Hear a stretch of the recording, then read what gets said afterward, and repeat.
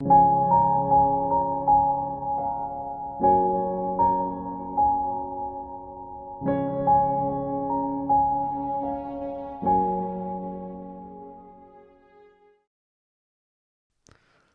and welcome to the 6th episode of Maldorma TV. I'm Tobias Ahlberg. And I'm Magnus Ahlberg. In the previous episode, we talked about the concept of God and how the physical universe might actually be an illusion. Yeah, we had this amazing experience where we could actually see how everything around us was made of pure energy, like thin golden threads. And we could also feel how we were connected to it. Yeah, and what was mesmerizing about it was that you could actually see it and as well as feel it. You could see that the universe that you were witnessing felt like a creation. Yeah, and not only a creation, but your creation. I could feel how it came out of me. And you and I and everyone else are the same. We are part of one single consciousness that makes up everything. And our external world is actually a kind of an illusion. Yeah, so it was a really cool experience, but the experience that we're going to talk about in this episode is something that really changed the life for the both of us. Yeah, previous experiences had been very powerful and humbling and all of that, but this experience really was a game changer when it came to our personal lives and moved me quite a lot. Yeah, and I think this episode, for those of you watching, are going to be very skeptical about the things that we explain in this episode, but we just tell the truth as we have experienced it. If you think it's all bollocks, then that's your opinion, but we just want to share what we have experienced. Yeah, basically we were told to share it, as we will go into. And it started off, this experience, we had taken psilocybin. Yep. And I remember lying in my sofa and something happened that I hadn't really experienced before. Well, I left my body. I had experienced that many times, but when I left my body, I ended up in the spiritual realm. And I cannot really describe what it looked like, but on the other side, hundreds of beings were waiting for me. And I felt intuitively that they were family, that we belonged to them. Yeah. And they express so much love, and you could feel it. You have the communication on the spiritual level is not like in the physical world. You feel things rather than say things and see things. You have a visual experience as well, but you do not have a physical body though. And I think this was, at least for me, I know that perhaps one experience prior you had felt like that you have made a conscious connection with an entity, if you will. Yeah, I described in, I think it was episode 2, how two beings contacted me and showed me the power of God and the state of nirvana. But this was something completely else. Yeah, I just remember prior to this experience, I just have to mention I was in a really grumpy mood. Yeah. So I wasn't really convinced that we would go out to this experience. And I just remember in the beginning, I actually started seeing like dark entities in the corner of my eyes, and it was a really bad experience to begin with. Okay. But then something happened. I just remember that this enormous force just entered the room, and it just, I don't know how to explain it. It was just, you could just feel that there was a presence. Yeah. Like it was an enormous presence, like, yes, you mentioned, hundreds of beings just being here. Yeah, and I think our experiences were quite different because I left my body and ended up in the spiritual world, while you were still here, if I remember correctly. At least in the beginning, at least, yeah. When they entered, you were in the living room in this very house, and I think you describe it as very majestic. Yeah, it's like, it was like an army marching in, and it's like, and I just remember the first thing they said, the first word that came into mind, they said, when we make an entrance, we make an entrance. Like it was so powerful. It was just this enormous wave of energy just coming into the room. Yeah. And And for me, it was quite different. As I said, I left my body and met these beings in the spiritual realm, and there were hundreds of them. As I could see them as shapes, basically, and I felt them more than saw them. And as I said, it felt like family. Mm. And they sent me strong emotions of love. And they told me that they were waiting for us, for humanity, to wake up and come home. That where they are our true home. And they're waiting for us to wake up and realize this and come to them. Mm. And as I said, they were kind of family. Yeah. And this was very powerful, and I felt such a connectivity with these beings and so much love. Yeah, it was a very humbling and powerful experience, to say the least. Yeah, and I think what you mentioned there, I think when you say that they are waiting for us, Yeah. for our awakening, if you look around in the world today, you can definitely see that more and more people are opening up to the spiritual. It's becoming more and more known. Yeah. People are getting interested in spirituality. People feel like there's something else to it. And that's exactly what they started to talk about. Yeah. Because it felt like hours. It felt like I was on the spiritual plane for several hours, and they was feeding me with information. And when I woke up later, I was ecstatic. And what they started saying was that you and I, and also my great friend that are also with us in our spiritual path that I mentioned, I think, during the first episode, are on the right path, that we should continue with our spiritual journey. Yeah. And then they started to talk about suffering in the world. And they said that suffering is the motivating power to wake people up. Yeah. When we feel suffering, we start to turn inwards to find out why are we feeling so bad. And they also said that they are turning up the amount of suffering in the world right now. They are putting out more. They are basically orchestrating the entire physical world. Yeah. These beings, as I understood it, they are part of God. They are realized beings who are working with God, basically. Yeah. So what they said was the suffering on planet Earth are now escalating. They are pushing up the economic pressure, the stress and the wars and all that. And they do this to hurry up our awakening, because suffering will make us wake up. Yeah. Basically.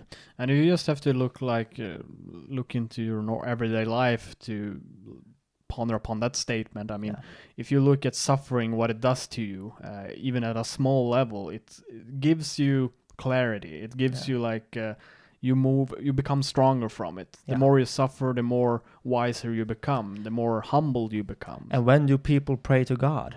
In the moment of weakness. Yes, when they are suffering, mostly. So that's what they're doing right now. And they said you do not need to worry about all these things happening here on Earth.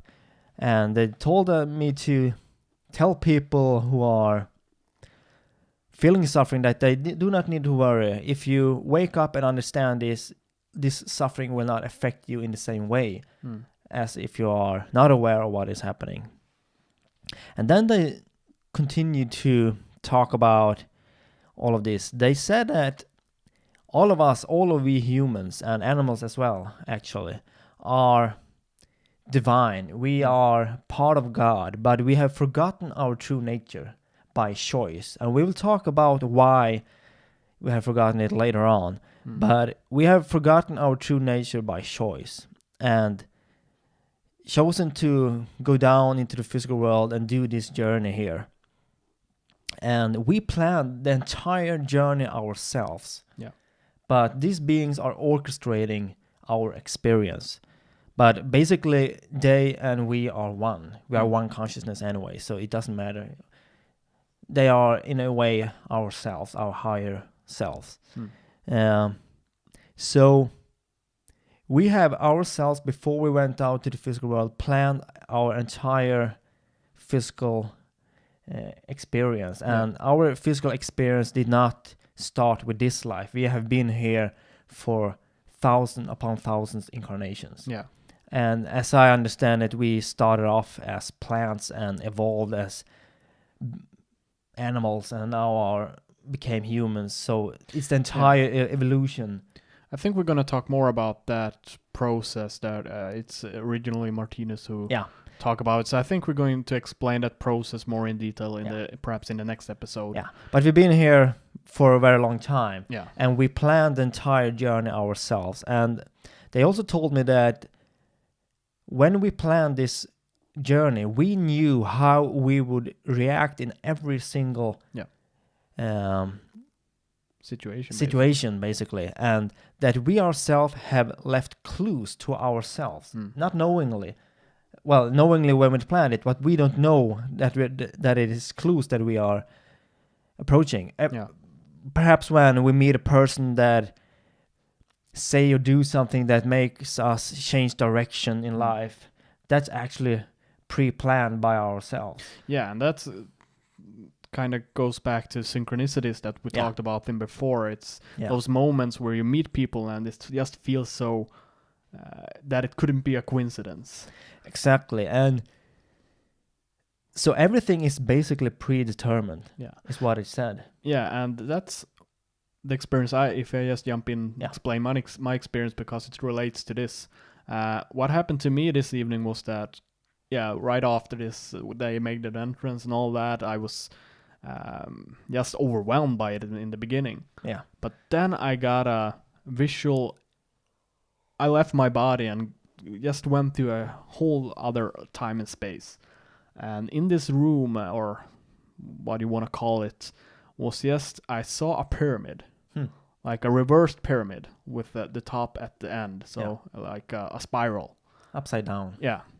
And I could see for each spiral that this represented a way of realizing yourself, or coming to what you say, like discovering something in your life that will bring you closer and closer to yourself. Yeah. And they showed that a key traveled through this spiral.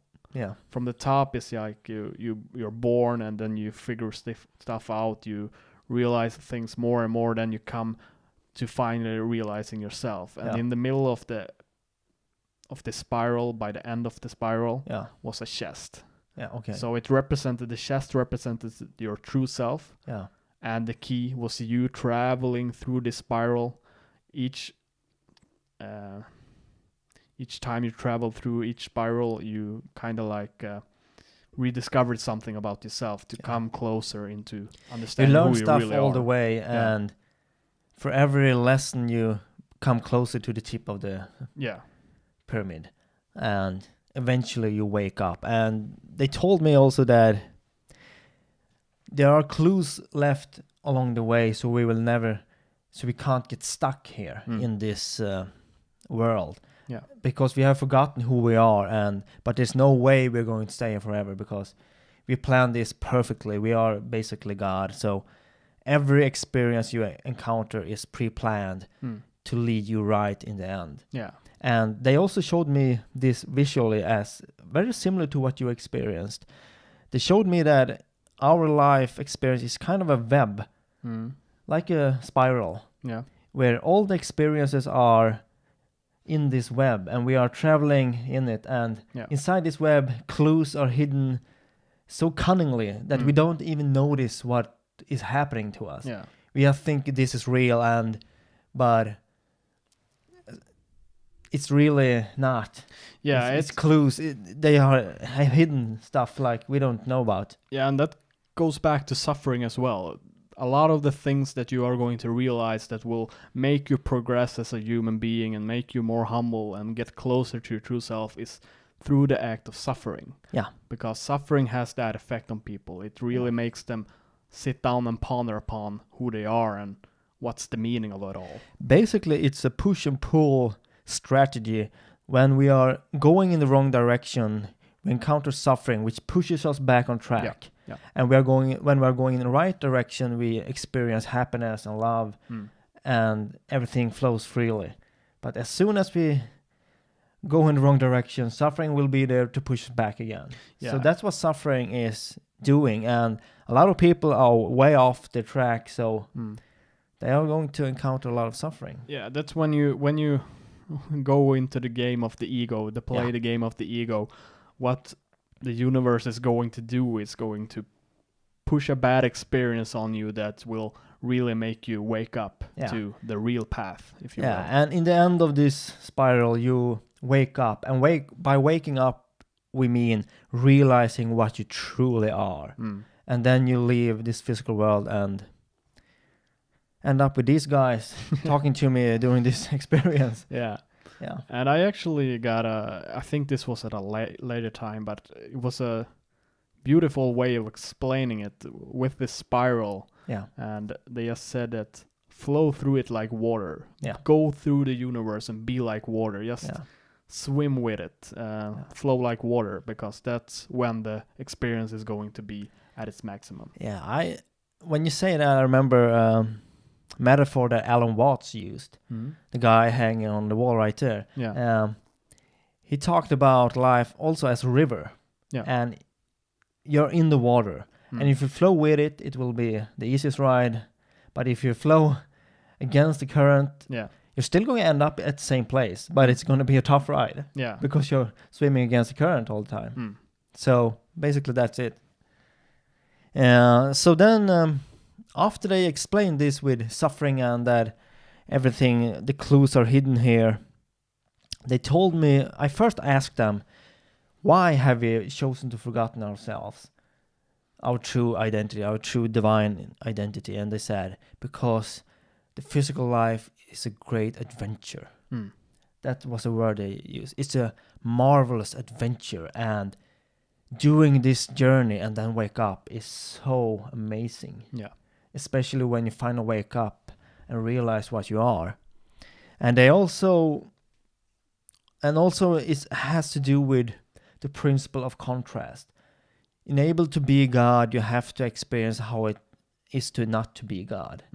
That is our experience. Yeah. And we're going to talk more about the principle of contrast later on. It's more on the advanced level perhaps, but then they said this to me and wanted me to share this to people, that observe your life consciously. Look at your life. What patterns can you see? What clues can you find? If you look at your life, you will find these clues if you pay attention. Perhaps you can see different patterns, that you are always ending up in the same situations. That is God telling you that you need to change something and work on something. So observe your life, pay attention to it, write lists if you have to, and because in your life are all the clues you need to wake up. And also look at the thought patterns. Yeah. I mean, that's where the ego has its control. It's in the thoughts. So one of the most important things that you can do is become conscious of your thoughts. Step outside of the thoughts for a while and just observe them and see what patterns are they putting you in, what situations are they putting you in. Yeah, most definitely. So that's basically one of the main messages that I came out of this experience. That observe your life, follow the clues, and that we actually put these clues here so that when we are conscious enough, we will be able to see them and wake up. And that's a long process of trial and error. For sure. And after they gave me this information, they said something that totally blew my mind. They told me, they said something like this, that you and Tobias shall talk openly about what we are telling you now and about your experiences. And do not worry about the consequences. We will take care of you. And that really blew my mind because, well, first of all, I had thought about it prior, but I felt I didn't have the guts to do it. Basically because I was working in the school system and was taking psilocybin, which is not really what they want me to talk about in my private arena. But I felt so strongly after this experience that I have to do this. This experience was so strong, and I could really feel when they said, don't worry about the consequences, we will take care of you, that it was true. So that experience is the very reason why we are sitting here right now and talking about this. Yeah. And this is only the beginning. This was the starting point of a flood of information that we received during a few years. And I just remember as well, I don't know if it was this particular experience or if it was the one right afterwards, but it was the same thing. I just remember it was this force coming into the room again, and I just remember that I felt like I was pretty much the chosen one, or my ego started getting that feeling. Like, it was like I was lying there, and it was like they were telling me I was the chosen one. I was supposed to do this. You have this really important message that you're going to share with the world, and I just got a really humongous ego boost by it. But then they said something, and that really kind of put that thought away right away. That was like, well, if you don't do it, someone else can do it. It's like, you're nothing special. If it's not going to be you, it's going to be someone else. Don't get so high and mighty about it. But they said, if you want to do it, you can do it. If not, someone else will do it. But what they said, basically I said, okay, I'll do it. So they said, you're just going to explain what you have experienced. Yeah. That was the first thing they said. Just talk about what you are experiencing right now. Yeah. And in future as well, as we would see. And what you just described was actually what happened afterwards during this experience. After they told me that we should talk about this, you and me. Yeah. And they also said actually that you and I had chosen to do this in this lifetime, and that we kind of had been close to waking up earlier but chosen to do this instead to help others. And when they said that, I felt very chosen. And I felt my ego had a really ego boost, like little me are going to be this. Felt like you're standing in the light and you're like, oh I felt like I was supposed to be some guru. And then I remembered when my ego had this ego boost of, it felt like I was this huge important person. And then during this feeling, I remembered my spiritual studies that feelings of ego is not really what you're striving for. So I kind of asked them, hey, wait a minute, I have a huge ego boost now. Isn't that quite bad? And they just laughed and said, yeah, think about that one. And I think what they mean was that this will be a great opportunity for me to work on my ego, basically, and learn how to handle it and keep it low. So it was a very strange experience, and it kind of was very similar to what you explained about now. So, do you have anything else in this that you... Not in this particular experience. What happened then was that I woke up and was back in my body and felt like several hours had passed, and I was so ecstatic. And I basically just screamed at you, you have no idea what I experienced. You have to hear about this, because for me this was very important, because I had studied spirituality for about 15-20 years at this time, perhaps 15. And I always had a feeling that I wanted to do something with it, but I had no idea what to do, and I didn't have the courage to do it. I didn't have a plan. I didn't have the courage, as I said.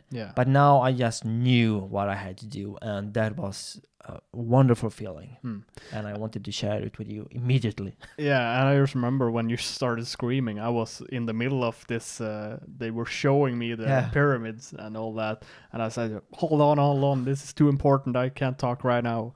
So, but definitely, this was really a breakthrough when it came to what we wanted to do in life, this new career path, if you will. And it was really a big important moment for Maldorma as well, because prior to this we had no idea what we were going to do.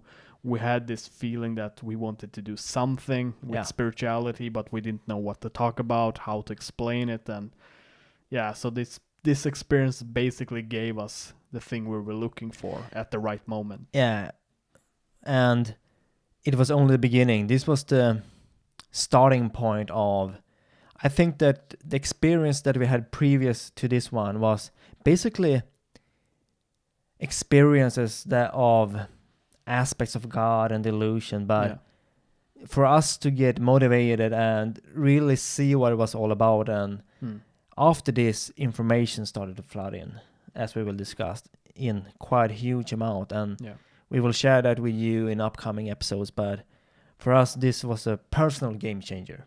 Yeah, and it was quite mind-blowing to have this experience of having someone to talk, that we're talking to directly. Yeah. It was like, it was just as crystal clear as we are talking to each other right now, but it was happening in the mind. Yeah. And you could certainly feel that it wasn't the thoughts that you usually have. It really felt like there was some third person talking to you. Yeah, it's an experience as well, because you hear the voice in your head or in your mind. You don't have no physical body when you're out of your body. But anyways, you hear this voice, but they're also talking with pictures and emotions. And when they showed me this this spiral web of experiences, I could see it in 3D. I could take part in it, feel it. It's nothing like anything I've ever experienced, the way they communicate with you. It's so amazing. It's like they can, with one feeling,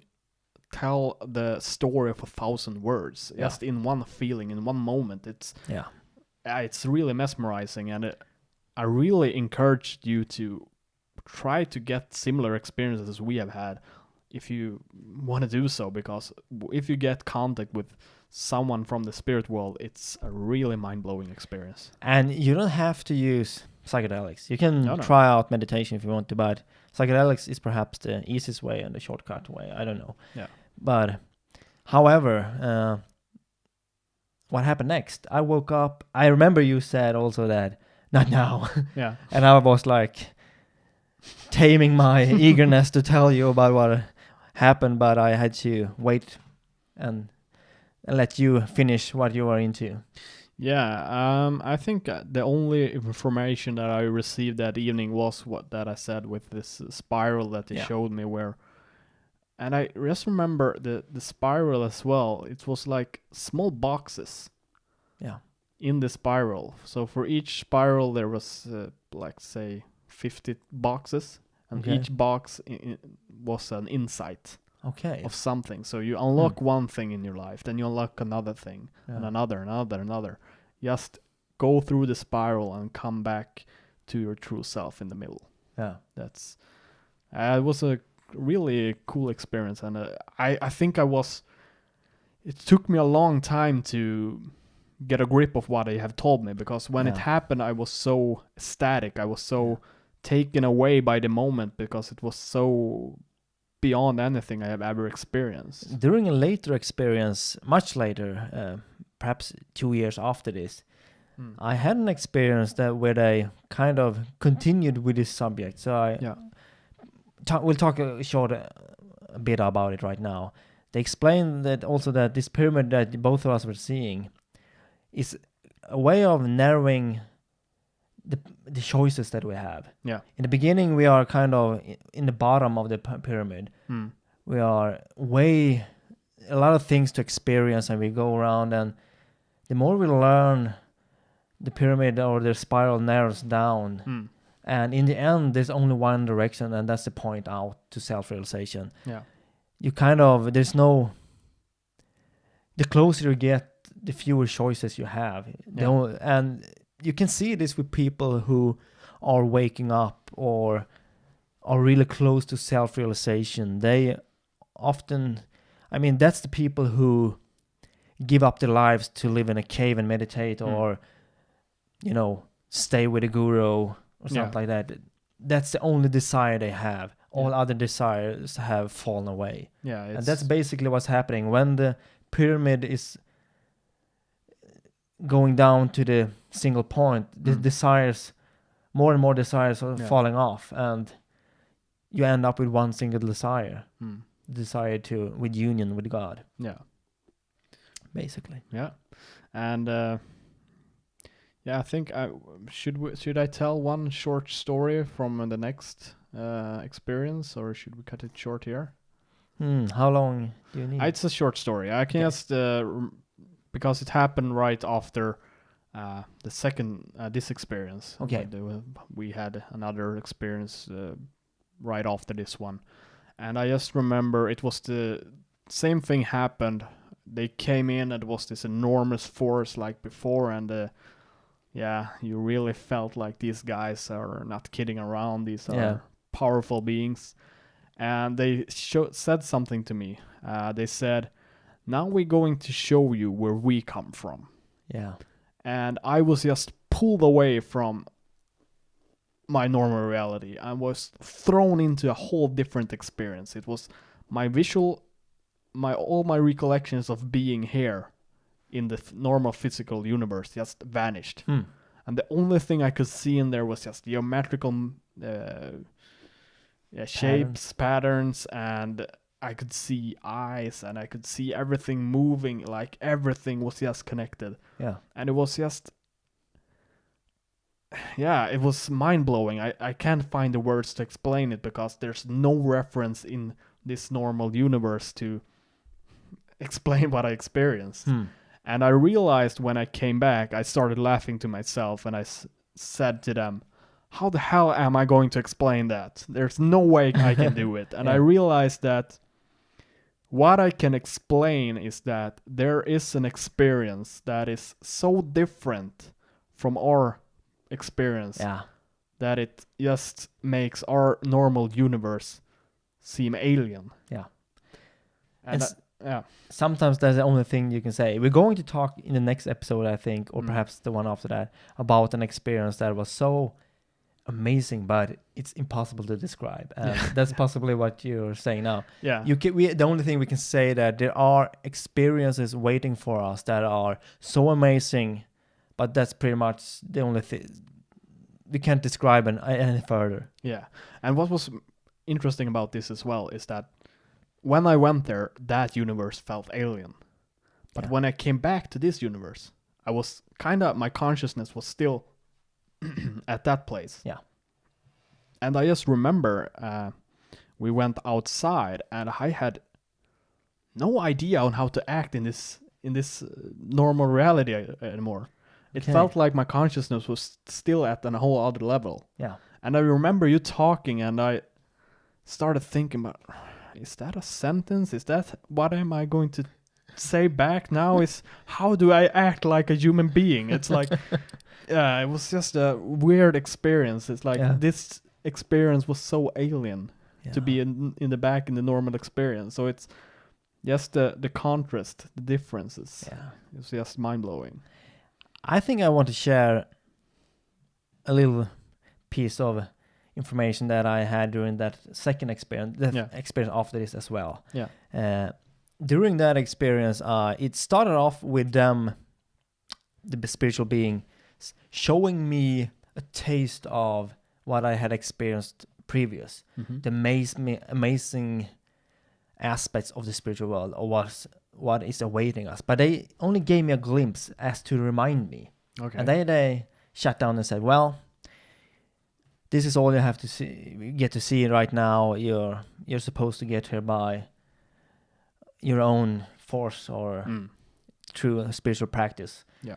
And then they showed me something that was also similar to what you described some time ago in this episode, where I saw I could see a kind of a honeycomb that bees produce, web, this cell in a honeycomb. And one cell in this honeycomb was one individual's consciousness. Yeah. And next to it was another cell in the honeycomb, and that was another person's. And there are several cells in this honeycomb Yeah.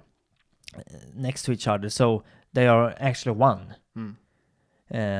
They are just separated by these thin walls that Oh, are yeah. not really Yeah. there. So every cell was a person's single life experience. Mm. And I thought, okay, yeah, I understand. It's one consciousness, and we are lying next to each other Yeah. and have a separate experience. Mm. And then they zoomed out, Yeah. and this honeycomb. Do you say honeycomb? Yeah, I think that's the word Yeah. for it. Yeah. Just expanded into indefinite. I mean, Mm. it was huge. It had no ending, Yeah. and I just gasped Mm. over this sight that it just stretched as far as I could see, Yeah. and it was endless and endless of consciousnesses stacked together Mm. side by side. So it's you have this individual consciousness or separation, Yeah, but like you and me have our yeah. different experiences, but it's all connected to one when you look at It's it. Just all. expanding. It's like yeah. drops in an ocean. Mm. And what I could see also was that the grace of God or the light of God was piercing through all of these cells. Yeah. And it was all connected. They were made out of the same energy, Mm. these golden threads. Yeah. But they were also at the same time individual experiences, but they were all connected. And when they zoomed out and I saw this vast ocean of small cells, an infinite ocean, Yeah. and I just gasped. And the most powerful thing from this experience was that in the background we had music on, Ludovici and Audi, his beautiful classical tones, and the ocean was moving like a symphony, and it was so beautiful. It was like there was a rhythm in this ocean, and it was the rhythm of God, and it was pulsating in this beautiful, I don't know, a symphony is the best way I can describe it. They showed me symbolically of what it's like, but it was so breathtaking. I was just in awe after this experience. Yeah. And once you have those experiences, you kind of think that, well, shit, I wanna have that experience. I wanna be that consciousness. Yeah. That's when you really get motivation to start really working towards self-realization. Yeah. And I think, I mean, having all these experiences that we have had on psychedelics, and all the information we have gathered, it's good and all, definitely. But the work that is required to wake up to become self-realized is something that you also have to do in your everyday life. That's when you need to apply it. I mean, you can go into this experience, you have it, and you take back information from it, you take back experiences from it, but the actual work, the real work, is when you come back into your everyday life, and that's where you need to apply it. The experiences on psychedelics will not wake you up, and they will not move you forward either, really, in that sense.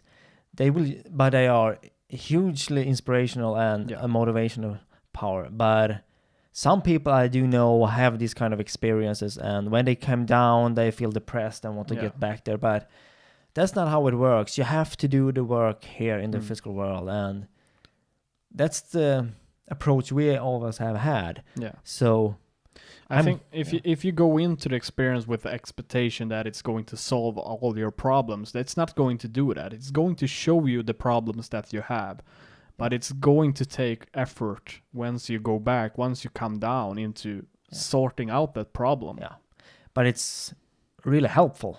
For sure. And really cool experiences as well. Yeah, and these experiences have really motivated me to start to really work with my spiritual practices. Yeah. And I think we should call it quits for this episode. Yeah. Yeah. So I think in the next episode we're going to expand on information that we have gathered throughout our experiences. So be sure to check out the next episode as well, because we have plenty more to talk about. Yeah, for sure. And as always, head to Maldorma.com if you want to watch more episodes, if you want to see the books we have, or the book you have written. Yeah, I've written this book called The Illusion, and in this book I describe the information that I received during these experiences are in this book, as well as the experiences. Yeah. As well as other spiritual information and theories. So yeah, pick it up if you want to, and also be sure to keep an eye out for Tobias' upcoming book, Stepping into the Unknown. Yeah, it's a compilation of all the experiences and the information we have gathered throughout my life and throughout these experiences on psychedelics, and yeah, basically my view of what you need to work on in order to progress as a human being. Yeah. So I think that's it for today. So Yeah. real thank you for watching. Thank you. Bye bye. Bye.